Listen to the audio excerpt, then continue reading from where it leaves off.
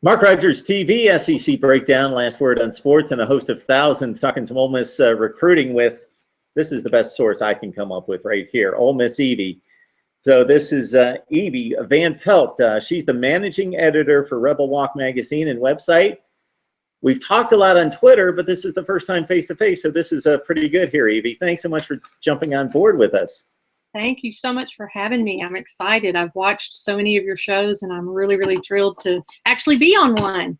Yeah, I appreciate that. So this is a really good time for Ole Miss football. You won the Sugar Bowl. That was a big deal. You beat Bama for a second consecutive season, ranked in the top 10. And wow, here's another monumental recruiting class. Maybe something similar to what we saw just a couple of years ago with Treadwell and Kindici and those boys. So your thoughts about the recruiting class right now, and maybe some guys, and this is difficult to do when you've got a top 3 recruiting class, maybe some of those guys, if you can pick them out, that people are getting really excited about. Right. You are right. The excitement, I don't know that perhaps, I think a lot of people think that this class could finish even higher than the 2013 class with Tunsil and Kindici and Treadwell. And I think that they feel like it's the thing I've been hearing for about a year is it's not a top heavy class like that one was, that there's just a lot of really, really, really strong talent in this group. And right now I believe Ole Miss is the only team in the country that has 3 commits that are 5-star players, 2 of whom are already on campus early enrollees, Shea Patterson and Benito Jones. So to have 3 5-star commits already and be ahead of, Bama doesn't have that. That's that's a pretty big accomplishment. And I think the coaches and the staff have done an amazing job. So yeah, those 5-stars, they're not like standing on every corner. There's not a whole lot of those guys out there. Depending on your recruiting service, there's typically 35 or 40 of them. Again, depending on your service, there's not a whole lot spread across the country. So to gather in 3 of those guys, that's really good news. At this point, we're looking at 5 days minus to National Signing Day on February 3rd. At this point, who are some of those guys out there that could really put you over the top, that have Ole Miss on the short list and you would love to see really come to Oxford? Yeah. I think there are some in-state guys that, when Hugh Freeze first took the job at Ole Miss a few years ago, I know one of the things he said in his opening statement was he wanted to keep the top talent in Mississippi. Mississippi has phenomenal football players. And one of those is there's another 5-star guy, Jeffrey Simmons from Noxubee County, a 5-star defensive player, defensive end. And the Rebels, I think he's a heavy lean towards Ole Miss. I'm not going to say a lot, but he's that'll be their third. That would be their third 5-star guy. They've got 2 players that actually live in Starkville, AJ Brown and Kobe Jones, both 4-star players. And then there's the Germantown, Mississippi cornerback, Nigel Knott. And Nigel Knott, I think the Rebels would love to pick him up. Other one I'm kind of keeping an eye on is Mike Juarez, who is out in Torrance, California. And I think he's got it down to Ole Miss and Alabama and then UCLA. And I know Saban is pushing hard for him. And, he's one I know the Rebels would love to pick up. Yeah, it's amazing. I do a show with Pac-12 bloggers on Wednesday night, and to go down the recruiting list of some of the top teams in the Pac-12 and some of the wars that are being waged from Ole Miss, Alabama, Tennessee the past couple of years, Ole Miss becoming a national recruiting power at this point. It's pretty amazing. Hey, Evie, looking at the roster, the way it's currently constructed, your thoughts about maybe some positions that are a little bit thin going into 2016 that this recruiting class may be addressing? Right. I think that offensive line was a huge thing for the Rebels. I believe we return only 1 starting offensive lineman.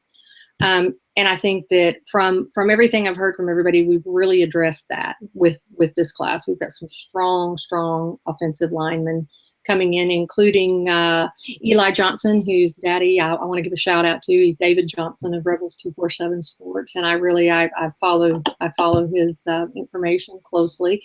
And linebacker, I think linebacker is a position for some. I've been concerned about linebacker for a while myself, because the last few years, I see us losing some phenomenal players. The year before, D.T. Shackelford, and we lost Serdarius Bryant, and this year C.J. Johnson. I don't know how you replace a C.J. Johnson.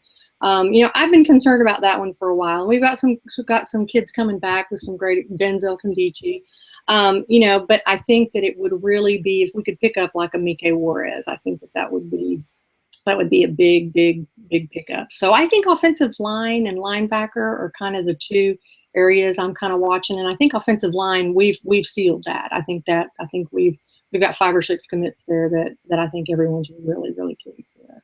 Yeah, it was definitely a defense in 2014 that was, I thought, the best in the nation during the regular season. And it got so thin at linebacker that C.J. Johnson was a kid that was recruited as a linebacker, was a top DN, that they just basically had to throw back at linebacker to say, hey, get this group together, call the plays.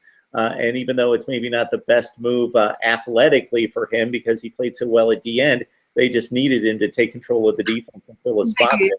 They did, and he was a phenomenal leader. I mean, I think that's one thing you have to have at that position, and he was a leader on and off the field. And I remember last year at media days, people asked Freeze why he took.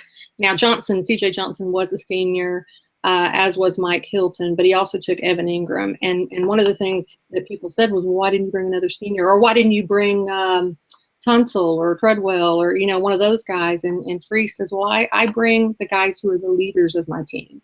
That's who I think deserve to be here at media day. Not that those other guys weren't. They were, but CJ was a really strong leader. And it was I don't know if you've watched him at all on social media, but he's always very eloquent and very well spoken about his university and his feelings for the school. So he was fun to watch. Her Twitter handle is Ole Miss Evie. It's Evie Van Pelt. She is the managing editor of Rebel Walk magazine and website. And I've been trying to get you to come on for quite some time, so I'm not going to let you go quite yet. I got one more question for you, Evie. We were talking Ole Miss football before we came on and recorded the segment here. So give me an idea what it's like to be a Rebels fan now, considering everything that's coming your way in a good way, the recruiting, the wins, the bowl victories, the wins over Alabama and other SEC rivals, versus, what was it, just 4 or 5 years ago, this program was 2-10. Absolutely. I know last year I covered the Senior Bowl, and because Cody Pruitt and Sinquez Golson, 2 phenomenal players for Ole Miss, were in the Senior Bowl last year, and they spoke a little bit because they were both there for that 2-10 season as players. And they said, I remember Sinquez saying, at 2-10, Rebels were the only ones that had our back because nobody else liked us. Rebel fans had our backs, and if it weren't, nobody else was liking us. And so it's just a huge jump. I think that Freeze has gone, 7 wins, 8 wins, 9 wins, and then 10 wins this last season. So in the SEC West, I just feel like that's such an accomplishment to pick up a win every year. And this last year, our good friend SEC Chad, his Arkansas Razorbacks with their miracle 4th and 25. Oh boy. But, that haunts our dreams. But the funny thing is, most Rebels, I don't really go a day without having somebody say, oh, well, the 4th and 25. And to think that Ole Miss was that close to being in Atlanta, I think it just speaks volumes for what they've got going on. I wrote an article back in 2013 after the 2013 recruiting class and said, the thing is, Hugh Freeze says if he can get mamas on campus, he's got a good shot at getting some of these kids. And because the staff does a great job with relationships, but the campus itself, as you know, since you covered that area, beautiful, people are friendly, and it's just a really good place. And the excitement is literally, it's to me, it's almost like Christmas morning every day. I know that's crazy, but it's just been, kind of one of those, is this real life? So if you think about where Ole Miss was at the beginning of last year, when we had all those questions about, Bo Wallace departed, and we've got Chad Kelly coming in, and what's that going to be? I mean, it's just, I think the Rebels are nothing but ecstatic. And I think come next Wednesday, I think they're going to be pretty excited. Yeah, it's definitely a unique and very special place. And once you add the winning, it makes it even better. Ole Miss Evie Van Pelt joins us from Rebel Walk Magazine. Evie, thanks so much for joining us. Thank you for having me.